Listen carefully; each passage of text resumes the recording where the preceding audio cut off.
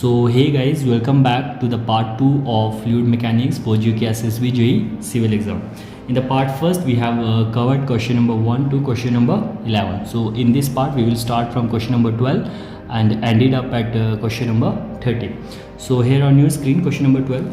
For stability of floating bodies the matter center should be.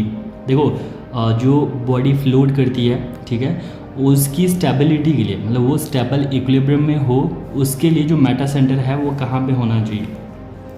The stability of floating body is determined from the position of Meta centre. देखो मैं explain करता हूँ कि जो stability होती है floating body की वो मेटा सेंटर की पोजीशन पे डिपेंड करता है. ध्यान से देखिएगा यहाँ पे इस डायग्राम को. ये देखो एक बॉडी है, ठीक है, जो पानी में है, मतलब उसका क्रॉस सेक्शन है, कोई लकड़ी का लॉग मान लो, कोई और चीज़ मान लो. तो इसका जो सेंटर है, जैसे टोटल डेप्थ मान लो h है, इसके सेंटर होता है CG, सेंटर ऑफ ग्रेविटी, और जितना पानी के अंदर है उसका जो हाफ है वो होता है सेंटर ऑफ बायोन्सी. ये डिपेंड करता है फिगर की ज्योमेट्री पे. तो अगर इसको हम स्मॉल एंगुलर डिस्प्लेसमेंट दें, ठीक है, तो ये किसी पॉइंट के अबाउट रोटेट होने लगेगी इस तरीके से. देखो जैसे यहाँ पे एंगुलर डिस्प्लेसमेंट दी तो इस पॉइंट के अबाउट ये ऑस्किलेट होती है. तो ये जो पॉइंट होता है इस पॉइंट को कहते हैं मेटा सेंटर, और इस मेटा सेंटर पॉइंट की दूरी सेंटर ऑफ ग्रेविटी से जो होती है इसको कहते हैं मेटासेंट्रिक हाइट. ध्यान दीजिएगा गाइस, बहुत इंपॉर्टेंट कंसेप्ट है फ्लूइड मैकेनिक्स का. तो इस मेटा सेंटर की पोजीशन के हिसाब से फ्लूइड मैकेनिक्स में 3 तरह की पोजीशंस बनती है. एक स्टेबल इक्विलिब्रियम, एक अनस्टेबल और एक न्यूट्रल. देखो न्यूट्रल से शुरू करता हूँ. अगर मेटा सेंटर और सेंटर ऑफ ग्रेविटी एक ही पॉइंट पे बने, देखो ये जो मेटा सेंटर और सेंटर ऑफ ग्रेविटी है अगर एक ही पॉइंट पे, उसको कहते हैं न्यूट्रल इक्विलिब्रियम. उस वक्त जी और एम की दूरी क्या हो जाएगी, 0 हो जाएगी, जैसे यहाँ पे. उसके बाद स्टेबल इक्विलिब्रियम देखो, अगर Meta centre centre of gravity से ऊपर है, जैसे देखो अक्सर फ्लोटिंग बॉडी में जो मेटा सेंटर पॉइंट होता है वो सेंटर ऑफ ग्रेविटी से ऊपर होता है, इसको कहते हैं स्टेबल इक्विलिब्रियम. तो इस क्वेश्चन का आंसर हो जाता Meta centre above centre of gravity. इसमें जो ये होता है ना गाइस, बी और एम की दूरी, बी है सेंटर ऑफ बायोन्सी, एम है मेटा सेंटर, ये हमेशा ज़्यादा होती है बी जी से, ये भी याद रखना.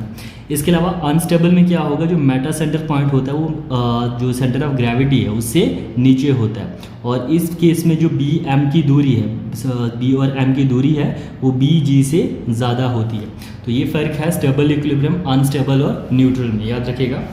देखो मेटा सेंटर मैंने एक्सप्लेन कर दिया. क्या हुआ कि अगर किसी फ्लोटिंग बॉडी को एंगुलर डिफॉर्मेशन या डिस्प्लेसमेंट दें तो किसी एक पॉइंट के अबाउट ऑस्किलेट करती है, तो उसी पॉइंट को हम मेटा सेंटर कहते हैं, और उस पॉइंट की दूरी हमारी सेंटर ऑफ ग्रेविटी से वो कहती है meta centre height. So question number 13 देखिए. The point in the immersed body through which the resultant pressure of the liquid may be taken to act is known as. अगर कोई body पानी के अंदर है, ठीक है, पानी के अंदर है, और उसमें जो रिजल्टेंट प्रेशर लगता है और जिस पॉइंट पे वो लगता है उस पॉइंट को क्या कहा जाता है. देखो उसको कहते हैं सेंटर ऑफ बायोन्सी. अगर कोई बॉडी पानी पे तैर रही है, इमर्स्ड बॉडी है, उस पर जो रिजल्टेंट प्रेशर है उसको कहते हैं, वो जहाँ पे एक्ट कर रहा है उसको कहते हैं सेंटर ऑफ बायोन्सी. एक होता है सेंटर ऑफ प्रेशर, ये एक ऐसा पॉइंट होता है जहाँ पे रिजल्टेंट प्रेशर सबमर्ज्ड बॉडी पे पड़ता है. देखो यहाँ पे इमर्स्ड बॉडी है, पानी में डाली बॉडी, देखो सबमर्ज है नहीं, वो फ्लोट कर रही है, तो उस पे जो रिजल्टेंट प्रेशर एक्ट करता है जिस पॉइंट पे उसको कहते हैं सेंटर ऑफ बायोन्सी. और अगर कोई बॉडी पानी के अंदर है, मान लो उसके बेड पे बैठी है, आपने बकेट में पानी है उसमें किसी ऑब्जेक्ट को डाला, ठीक है, और अगर वो डूब जाता है तो उस वक्त उस पर जो प्रेशर बढ़ता है वो रिजल्टेंट प्रेशर ही कहलाएगा, और जिस पॉइंट पे पड़ेगा उसको कहते हैं सेंटर ऑफ प्रेशर. तो ये रिजल्टेंट प्रेशर क्या है, ये टोटल प्रेशर होता है जो बॉडी पे पानी द्वारा लगता है. क्वेश्चन नंबर 14 देखिए आपकी स्क्रीन पर. Centre of pressure of an inclined plane is. देखो ये बहुत इंपॉर्टेंट कंसेप्ट है, क्वेश्चन है, ध्यान से समझिएगा. कह रहा है कि सेंटर ऑफ प्रेशर की पोजीशन अगर जो बॉडी है पानी के अंदर इंक्लाइंड है तो क्या होगी. देखो वो सेंट्रॉइड से नीचे होती है. कैसे, मैं एक्सप्लेन करता हूँ. देखो सेंटर ऑफ प्रेशर निकलता है हमारा h bar plus IG/AS sine square theta. आगे डायग्राम में एक्सप्लेन करता हूँ. तो यहाँ से जो सेंटर ऑफ प्रेशर है वो हमेशा जो सेंट्रॉइड है उससे ज़्यादा आता है, तो इंक्लाइंड प्लेन में below the centroid centre of pressure exist करता है. देखो डायग्राम में देखते हैं अच्छे से. देखो गाइस, टोटल प्रेशर और सेंटर ऑफ प्रेशर के बारे में आपको बताता हूँ. देखो बॉडी हमारी या तो हॉरिजेंटली पानी के अंदर डूबी होगी, सबमर्ज्ड होगी, इमर्स्ड होगी, या तो वर्टिकली होगी या तो इंक्लाइंड होगी. अगर हॉरिजेंटली पानी में है, जैसे मान लो पानी है, ये फ्री सरफेस है, पानी के नीचे पानी है, इसमें कोई बॉडी हॉरिजेंटली है, तो उस वक्त इसमें जो टोटल प्रेशर, जिसको हम सेंटर ऑफ रिजल्टेंट प्रेशर भी कहते हैं, वो हो जाता है specific weight into area of body into X bar. इसका सेंट्रॉइड वाटर सरफेस से कितना दूर है। और सेंटर ऑफ प्रेशर क्या हो जाता है यहाँ पे, सेंटर ऑफ प्रेशर हमारा सेंट्रॉइड जो सेंटर ऑफ ग्रेविटी है फ्री सरफेस से उसके बराबर होता है। ठीक है, अगर वही पूछता है कि सेंटर ऑफ प्रेशर की लोकेशन हॉरिजॉन्टली इमर्स्ड बॉडी पे, तो वो हो जाती है एग्जैक्टली एट द सेंट्रॉइड। अब वर्टिकली इमर्स्ड सरफेस पे टोटल प्रेशर वैसे निकलता है, देखो ये फ्री सरफेस पानी का और ये वर्टिकली बॉडी है, तो इस पे ये एच बार जो है मतलब फ्री सरफेस से इतनी दूरी पे सेंटर ऑफ प्रेशर लग रहा है, और फ्री सरफेस से एक्स बार पे सेंटर ऑफ ग्रेविटी है। ठीक है, और सेंटर ऑफ प्रेशर क्या हो जाता है यहाँ पे एक्स बार प्लस आई G sine square theta upon ए एक्स बार। देखो यहाँ पे 90 डिग्री पे ये बॉडी वर्टिकल है, तो साइन 90 डिग्री 1 होता है, तो ये बनता है आई जी अपान ए एक्स बार। यहाँ से क्लियर हो जाता है कि जो सेंटर ऑफ प्रेशर है वो सेंटर ऑफ ग्रेविटी से हल्का सा नीचे होगा, और कितने अमाउंट में नीचे होगा, I G sine square theta divided by A X square. तो वही हमारा तीसरा केस जो पूछा था कि अगर हमारी इंक्लाइंड इमर्ज सरफेस है तो उस वक्त क्या होगा, टोटल प्रेशर वैसे, सेंटर ऑफ प्रेशर भी वैसे, H is equal to X bar I G sine square theta upon A x. तो थीटा आ जाएगा कि ये बॉडी कितने एंगल पे मतलब रखी हुई है, कितने एंगल पे इंक्लाइंड है। तो यहाँ पे जो सेंटर ऑफ प्रेशर है it is always below the centroid of the body. और चौथा केस होता है इसमें गाइज कर्व्ड इमर्स्ड सरफेस। देखो अगर कोई बॉडी कर्व है, जैसे गेट्स होते हैं डैम्स में लगे हुए, तो उसमें जो टोटल प्रेशर होता है वर्टिकली जो भी फोर्सेस हैं उनका स्क्वायर प्लस हॉरिजॉन्टली का स्क्वायर का रूट, और रिजल्टेंट प्रेशर इसकी direction P V upon P H हो जाता है। याद रखिएगा ये 4 कंसेप्ट, इनमें अक्सर एक क्वेश्चन पूछा जाता है। सो गाइज क्वेश्चन नंबर 15 देखिए आपकी स्क्रीन पर एक टेबल है जहाँ पे टाइप ऑफ फ्लूइड और उनकी एग्जांपल दी गई है। देखो न्यूटोनियन फ्लूइड के एग्जांपल्स की बात करें तो पानी, हवा, पेट्रोल, मरकरी, कैरोसिन, ये न्यूटोनियन फ्लूइड्स हैं।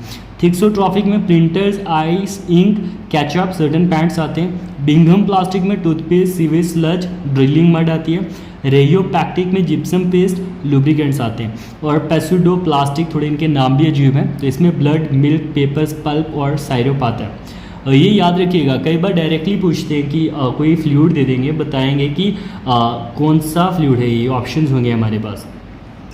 तो देखो मैनोमीटर में हमारे पास या तो मरकरी लगता है या तो लगता है अल्कोहल। तो अल्कोहल का इस्तेमाल इसलिए किया जाता है क्योंकि प्रेशर डिफरेंस के लिए ये लॉन्गर लेंथ देता है, जिससे जो प्रेशर डिफरेंस है वो ईजिली रीड किया जाता है। क्वेश्चन नंबर 16 देखिए गाइज आपकी स्क्रीन पर। The total pressure on the surface of a vertical slice get 2/1 metre with its top 2 metre surface being 0.5 metre below the water level. कहते हैं एक गेट है जो वाटर लेवल से 0.5 मीटर नीचे है और उसका हॉरिजॉन्टल सरफेस 2 मीटर और वर्टिकल 1 मीटर है, तो उस पर पानी द्वारा टोटल प्रेशर कितना लगेगा। देखो इस डायग्राम को देखिए, ये हमारे पास वो गेट है जिसकी मैंने वर्टिकल साइड दिखाई 1 मीटर और ऐसे 1 मीटर है। पानी से कितने नीचे था गेट, 0.5 मीटर। सबसे पहले यहाँ पे पानी का प्रेशर कितना होगा, देखो यहाँ से नीचे पानी 0.5 मीटर है और पानी की डेंसिटी होती है 1000 kg पर क्यूबिक मीटर। तो 1000 इंटू 0.5 500 kg, और यहाँ पे क्या हो जाएगा 1 मीटर प्लस 0.5 मीटर, तो यहाँ पे हो जाएगा 1000 इंटू 1.5। तो इस प्रेशर डिस्ट्रीब्यूशन डायग्राम का जो एरिया होगा वही मेरा टोटल प्रेशर होगा। तो इसके एरिया क्या हो जाएगा, trapezoidal sum of parallel side divided by 2 into height. देखो sum of parallel side 500 plus 1500 divided by 2 into height, इसका एरिया आ गया मल्टीप्लाई लेंथ गेट की कितनी थी 2 मीटर, तो टोटल गेट पे जो प्रेशर है वो 2000 kg आ जाएगा। क्वेश्चन नंबर 17 देखिए, ऐसा ही क्वेश्चन हमने एक पार्ट 1 में भी किया था। The difference of pressure between the outside and inside of a liquid drop is. कह रहा है जो प्रेशर डिफरेंस होता है एक लिक्विड या फ्लूइड के कोई भी ड्रॉप के बाहर से और अंदर से उनके बीच में जो प्रेशर होता है वो डिफरेंस कितना होता है। देखो इसका मैंने आपको पहले भी कराया था, प्रेशर डिफरेंस होता है 2 times surface tension upon radius of जो ड्रॉप है उसका। तो यहाँ पे देखिए मान लो ये हेमिस्फेयर है, कोई भी ड्रॉपलेट है और इस पे जो बाहर से प्रेशर लग रहा है वो मैंने P मान लिया, और इनसाइड से जो प्रेशर है इसको वो लग रहा है T, जिसको कहते हैं सिग्मा सरफेस टेंशन। तो इक्विलिब्रियम कंडीशन में हम मानते हैं जो प्रेशर बाहर से लग रहा है वो प्रेशर अंदर से लग रहा है वो बराबर है। तो जो प्रेशर हमारा बाहर से लगेगा वो कितना होगा, प्रेशर इंटू एरिया, इसका एरिया क्या हो जाएगा हेमी सर्कल का पाई आर स्क्वायर इंटू प्रेशर, और जो सरफेस टेंशन है सरफेस टेंशन इंटू इसका जो ये सर्कमफेरेंस है वो क्या हो जाएगा 2 पाई आर। इसको सॉल्व करेंगे तो जो प्रेशर डिफरेंस आता है 2 tan surface tension upon radius आता है, ध्यान रखिएगा। क्वेश्चन नंबर 18 देखिए आपकी स्क्रीन पर, the atmospheric pressure with rise in altitude decreases. कह रहा है कि जो हवा का दबाव होता है जैसे जैसे हम ऊपर जाते हैं, मतलब समुद्री तट से ऊपर जाएंगे पहाड़ी पे, क्या वो कम होता है? देखो पहले वो स्लोली डिक्रीज़ होता है फिर स्टीपली डिक्रीज़ होता है, मतलब जो एटमॉस्फेरिक प्रेशर है वो सी लेवल पे सबसे ज़्यादा होता है और जैसे जैसे ऊपर जाएंगे पहाड़ी पे एटमॉस्फेरिक प्रेशर घटता है। बैरोमीटर नामक से एटमॉस्फेरिक प्रेशर को मेजर करते हैं, याद रखिएगा, इसलिए इसको बैरोमेट्रिक प्रेशर भी कहते हैं। ये देखो प्रेशर और ये एल्टीट्यूड, मान लो हम यहाँ पे सी लेवल पे हैं तो यहाँ पे एटमॉस्फेरिक प्रेशर बहुत ज़्यादा होता है, जैसे जैसे ऊपर जाएंगे एटमॉस्फेरिक प्रेशर घटता जाता है और टोटली मतलब जैसे माउंट एवरेस्ट पे जाओगे तो वहाँ पे एटमॉस्फेरिक प्रेशर हवा का दबाव बहुत कम होता है।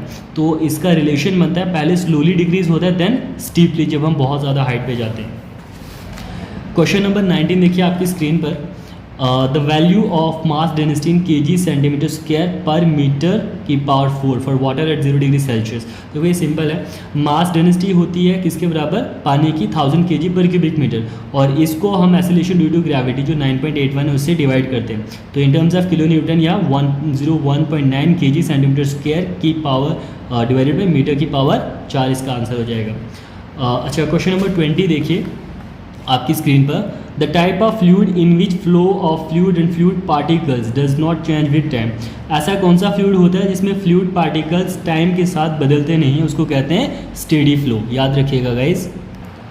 देखो टाइप्स ऑफ फ्लूइड्स के बारे में बताता हूँ। सबसे पहले होता है स्टेडी फ्लो। स्टेडी फ्लो ऐसा फ्लूइड होता है जिसको स्ट्रीम लाइन फ्लो भी कहते हैं, और इसमें फ्लूइड कैरेक्टरिस्टिक जैसे वेलोसिटी, प्रेशर, डेंसिटी ये टाइम के साथ चेंज नहीं होते किसी पॉइंट पे। मतलब किसी पॉइंट पे अगर वेलोसिटी, प्रेशर, डेंसिटी अभी कुछ है तो आधे घंटे बाद 1 घंटे बाद भी वो चेंज नहीं होंगे, और अगर ये कैरेक्टरिस्टिक्स टाइम के साथ चेंज हो तो उसको कहते हैं अनस्टेडी फ्लो। उसके बाद यूनिफॉर्म फ्लो, जिसमें वेलोसिटी किसी गिवन टाइम में स्पेस के रेस्पेक्ट में चेंज ना हो, उसको कहते हैं यूनिफॉर्म, और अगर velocity with respect to space change होती रहे उसको कहते हैं नॉन यूनिफॉर्म फ्लो। याद रखिएगा छोटे छोटे डिफरेंसेस। उसके बाद लैमिनर और टर्बुलेंट। देखो लैमिनर फ्लो को हम विस्कस फ्लो भी कहते हैं जिसमें विस्कोसिटी ज़्यादा होती है, और इसमें फ्लूइड पार्टिकल्स अपनी लेयर्स में मूव करते हैं, बट टर्बुलेंट फ्लो में फ्लूइड पार्टिकल्स मूव करते हैं जिगजैग वे में, ये भी याद रखिएगा। इसके बाद देखो गाइस कंप्रेसिबल फ्लो होते हैं ऐसे फ्लो जिनकी density point two point change होती रहती है जैसे गैसेस, और इनकम्प्रेसिबल जिनकी डेंसिटी कांस्टेंट रहे जैसे लिक्विड्स हमारे। और रोटेशनल फ्लो ऐसे फ्लो होते हैं जिसमें फ्लूइड पार्टिकल जब स्ट्रीम लाइन फ्लो में या स्टेडी फ्लो में ट्रैवल करता है तो अपनी एक्सिस पे रोटेट कर जाए, और अगर रोटेट ना करे तो उसको कहते हैं इरोटेशनल फ्लो। क्वेश्चन नंबर 21 देखिए आपकी स्क्रीन पर, the rise of mercury barometer is indicated as 80 mm. What is the atmospheric pressure at that point? मानो मतलब किसी पॉइंट पर हम अर्थ के किसी पॉइंट पर हैं और वहाँ पे मर्करी बैरोमीटर में जो राइज है मर्करी का बैरोमीटर में हुआ है 80 mm, तो उस वक्त उस पॉइंट पर हवा का दबाव क्या होगा, एटमॉस्फेरिक प्रेशर। देखो हाइट ऑफ मर्करी दी हुई है आपको 80 mm, उसके बाद मरकरी की डेंसिटी होती है 13,600 kg पर क्यूबिक मीटर, क्योंकि मरकरी की स्पेसिफिक ग्रेविटी सबको पता है 13.6 मल्टीप्लाई 1000। तो प्रेशर क्या हो जाता है, वेट इंटू हाइट, तो वेट क्या हो जाएगा density into g, 13,600 into 9.81 multiply by 80 mm में था तो मीटर में कर दिया डिवाइड बाई 1000, तो वहाँ पे हवा का दबाव क्या हो जाएगा 10.673 किलो न्यूटन पर मीटर स्क्वायर। ओके तो क्वेश्चन नंबर 22 देखिए आपकी स्क्रीन पर, which parameter of fluid is measured with the help of elbow meter. देखो एल्बोमीटर एक ऐसा इंस्ट्रूमेंट है जो डिस्चार्ज को मेजर करता है, याद रखिएगा एल्बोमीटर फॉर मेजरिंग डिस्चार्ज। अब क्वेश्चन नंबर 23 देखिए गाइस आपकी स्क्रीन पर, यहाँ पे कह रहा है जो कंटिन्यूटी इक्वेशन है या फ्लो इक्वेशन है वो किस पर बेस्ड है, तो याद रखने का ये फ्लो इक्वेशन है ये मास को कंसिडर करती है, इसलिए law of conservation of mass पे बेस्ड है, बहुत इंपॉर्टेंट है। कंटिन्यूटी इक्वेशन को हम फ्लो इक्वेशन भी कहते हैं, ये बताती है कि डिस्चार्ज हमारा कांस्टेंट रहता है, एरिया वेलोसिटी वेरी कर सकती है बट डिस्चार्ज रिमेंस कांस्टेंट, और डिस्चार्ज होता है एरिया इंटू वेलोसिटी, ये A1 नहीं है सॉरी ये B1 है। देखो डिस्चार्ज रेट ऑफ फ्लो क्या होता है, कितना फ्लूइड हमारा 1 सेकंड में किसी पॉइंट से पास हो। तो मास अपान टाइम, तो मास को लिख सकते हैं हम डेंसिटी इंटू वॉल्यूम, तो डेंसिटी को लिख सकते हैं हम, डेंसिटी और वॉल्यूम को लिख सकते हैं area into velocity, length upon time velocity हो जाएगा, तो ये क्या हो जाएगा area into velocity into density. तो गाइज गैसेस के लिए केजी पर सेकंड आता है इसका यूनिट, और डिस्चार्ज का यूनिट लिक्विड्स के लिए जनरली क्यूबिक मीटर पर second, area into velocity, density नहीं लेते। अब क्वेश्चन नंबर 24 देखिए, ये भी रिलेटेड है। Bernoulli's equation is based on the principle of, जो बर्नौली की इक्वेशन है वो किस प्रिंसिपल पे बेस्ड है, तो है law of conservation of energy पे। देखो बर्नौली इक्वेशन कहती है कि एनर्जी कांस्टेंट रहेगी, और ये कहता है डिस्चार्ज कांस्टेंट रहेगा, कंटिन्यूटी इक्वेशन, इसलिए मास पे बेस्ड है और ये एनर्जी पे बेस्ड है, याद रखेगा। देखो बर्नौली इक्वेशन मिलती कैसे है, जब इंटीग्रेट करते हैं हम यूलर्स की इक्वेशन को, जो यूलर इक्वेशन ऑफ मोशन है उसको इंटीग्रेट करते हैं तो बर्नौली इक्वेशन मिलती है, इतना याद रखिए। अगर फ्लो इनकम्प्रेसिबल है, बर्नौली इक्वेशन के मुताबिक अगर फ्लो इनकम्प्रेसिबल है, मतलब उसकी डेंसिटी कांस्टेंट है, तो उसमें जो टोटल एनर्जी होती है, ठीक है, ये प्रेशर एनर्जी, डेटम हाइट, ये डेटम एनर्जी, और velocity energy, density upon rho into g plus pressure upon rho into g plus Z datum height V square upon 2g constant रहता है, यही कहा था बर्नौली थ्योरम ने। देखो एनर्जी का यूनिट होता है जूल, और पानी में 3 तरह की एनर्जी मौजूद होती हैं, याद रखिएगा। एक होता है पोटेंशियल, जो एलिवेशन की वजह से मिलती है, एलिवेशन एनर्जी, और ये होती है mass into acceleration due to gravity into height water की। एक प्रेशर, जो फ्लो की वजह से एनर्जी मिलती है, ये होती है हाइड्रोस्टेटिक प्रेशर के बराबर। और एक होता है काइनेटिक वेलोसिटी एनर्जी, जो इसकी वेलोसिटी की वजह से मिलती है 1/2 mv²। और ये जो एनर्जी मैंने बताया, टोटल हेड बताया, ये है energy per unit weight of fluid, ये भी याद रखिएगा।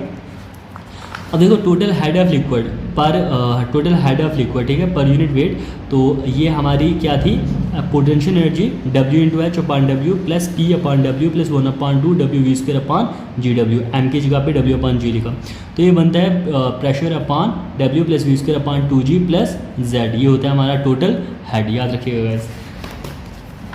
अब क्वेश्चन नंबर 25 देखिए आपकी स्क्रीन पर। The discharge over a 90 degree V notch is given as Q is equal to 1.37 h⁵2, ठीक है। वी नॉच मतलब ट्रायंगुलर नॉच है जो 90 डिग्री है और उसका डिस्चार्ज दिया हुआ है, तो Q जो है क्यूबिक मीटर पर सेकंड में और H मीटर में है, तो CD की वैल्यू क्या होगी इस केस में। देखो ट्रायंगुलर नॉच के लिए डिस्चार्ज का फॉर्मूला होता है 8/15 CD √2g tan θ/2 h⁵2। तो यहाँ पे इसने CD पूछा है, Q की वैल्यू दी हुई थी 1.37 h⁵2, तो इसमें सारी वैल्यूज़ डालेंगे तो हमारा देखो h⁵2 कट गया, tan 90 डिग्री बाई 2 45 डिग्री 1 हो गया, और 2g की वैल्यू डालेंगे, बाकी सब दिया है, तो हमें निकालनी है CD की वैल्यू जो फाइनली आती है 0.58। देखो गाइज अब कुछ इंपॉर्टेंट एक्सप्रेशन आपको दिखाता हूँ। जो डिस्चार्ज होता है ना ओवर ए रेक्टेंगुलर नॉच या वियर, वो क्या होता है, Q is equal to 2/3 CD B√2g h⁵3/2। B width है नॉच की, H हाइट है liquid above the sill of notch, तो यहाँ पे CD कोफिशिएंट ऑफ डिस्चार्ज है, तो याद रखिएगा यहाँ पे H की पावर को लेके पूछता है। और वही ट्रायंगुलर के लिए मैंने अभी बताया Q is equal to 8/15 CD √2g tan θ/2 h⁵5/2। देखो ये H ये होता है पानी की जो शीट बनती है उसकी डेप्थ। और अगर ट्रैपीजॉइडल अगर हमारा स्टेप नॉच है तो उसमें होता है sum of discharge over a rectangular notch या वियर जितनी भी है। और देखो एक इंपॉर्टेंट क्वेश्चन है, maximum discharge over a broad crested weir. जो ब्रॉड क्रेस्टेड वियर है उसके लिए जो मैक्सिमम डिस्चार्ज होता है वो होता है 1.71 CDL h⁵3/2। देखो यहाँ पे जो √2g है इसको सॉल्व कर दिया, 2/3 को सॉल्व कर दिया तो 1.71 बनता है। CD वही coefficient of discharge, L length of wear और H आ गया height of sheet over water. जैसे ये पानी इसके ऊपर है, इसकी हाइट ये लेंथ। और देखो हमारे दो तरह के वियर्स होते हैं, एक ब्रॉड क्रेस्टेड और नैरो क्रेस्टेड। देखो ब्रॉड क्रेस्टेड कब होता है, अगर जो विड्थ है, ये दीवार की जो विड्थ है, वियर की जो विड्थ है, इसकी वैल्यू ज़्यादा हो, इसके ऊपर जो पानी की शीट है उसके आधे से, मान लो इसके ऊपर 100 mm की शीट है, उसका आधा 50 mm हो गया। अगर ये विड्थ 50 mm से ज़्यादा है तो इसको ब्रॉड क्रेस्टेड कहते हैं। वहीं नैरो क्रेस्टेड में वो विड्थ उसके हाफ से कम हो तो नैरो क्रेस्टेड कहते हैं। क्वेश्चन नंबर 26 देखिए आपकी स्क्रीन पर। The loss of pressure head for the laminar flow through pipes varies. देखो लैमिनर फ्लो मतलब विस्कस फ्लो के लिए जो लॉस ऑफ प्रेशर हेड होता है वो क्या होता है, कैसे वेरी करता है। देखो ये डायरेक्टली होता है एज द वेलोसिटी या प्रोपोर्शनल टू वेलोसिटी। देखो लॉस ऑफ हेड का फॉर्मूला 32 म्यू वी एल अपान गामा डी स्क्वायर। तो ये डायरेक्टली प्रोपोर्शनल होता है वेलोसिटी के और डायनेमिक विस्कोसिटी के और लेंथ ऑफ पाइप के, और इन्वर्सली होता है डेंसिटी और डाई ऑफ पाइप के, याद रखिएगा। अच्छा क्वेश्चन नंबर 27 देखिए, in a Bernoulli's equation written as pressure upon rho G plus V square upon 2g plus Z is equal to constant, each of term represent energy per unit time. देखो Bernoulli equation में ये मैंने बताया था total energy constant रहती है और हर energy किसके रेस्पेक्ट में रिप्रेजेंट की जाती है, एनर्जी पर यूनिट वेट, जो अभी हमने पीछे स्टडी किया। तो देखो क्वेश्चन नंबर 28 में ये नोट है। देखो कोफिशिएंट ऑफ वेलोसिटी क्या होती है, actual velocity of jet at the rate vena contracta divided by theoretical velocity. तो इसकी वैल्यू हमेशा 1 से कम होती है, इसका मतलब थ्योरेटिकल वेलोसिटी हमेशा एक्चुअल वेलोसिटी से ज़्यादा होती है। देखो ये जो कोफिशिएंट ऑफ वेलोसिटी का फॉर्मूला होता है actual velocity v upon root of 2gh। तो रूट ऑफ 2gh होता है हमारा थ्योरेटिकल वेलोसिटी, याद रखिएगा। और ये जो थ्योरेटिकल वेलोसिटी है ये होता है रूट ऑफ 2gh, और ये पिटॉट ट्यूब से निकाला जाता है, और पिटॉट ट्यूब बर्नौली थ्योरम की ही एप्लीकेशन है। जो कोफिशिएंट ऑफ वेलोसिटी है जनरली वो वेरी करता है 0.95 टू 0.99 डिफरेंट ऑरिफाइसेस के लिए, but generally sharp edge orifice के लिए इसकी वैल्यू 0.98 होती है, याद रखिएगा। क्वेश्चन नंबर 29 देखिए, measurement of pressure difference is done by using. जो प्रेशर डिफरेंस है दो पाइपलाइन के बीच में वो निकाला जाता है हमारा डिफरेंशियल मैनोमीटर से। यहाँ पे देखिए इंपॉर्टेंट क्वेश्चंस हैं ये। वेंचुरी मीटर एक डिवाइस होती है जो डिस्चार्ज को मेजर करता है पाइपलाइन में, और बर्नौली की एप्लीकेशन है ये, मतलब बर्नौली थ्योरम पे बेस्ड है। ऑरिफाइस मीटर और ऑरिफाइस प्लेट भी डिस्चार्ज मेजर करता है पाइपलाइन में, ये भी बर्नौली की एप्लीकेशन है। ऑरिफाइस और माउथ पीस डिस्चार्ज मेजर करता है स्मॉल स्ट्रीम्स की। इसके बाद जो नॉचेस और वियर्स हैं ये डिस्चार्ज मेजर करते हैं स्मॉल चैनल्स की। और जो पिटॉट ट्यूब है ये वेलोसिटी मेजर करती है ओपन फ्लो की, ये भी बर्नौली थ्योरम पे बेस्ड है। करंट मीटर भी वेलोसिटी मेजर करता है रिवर की।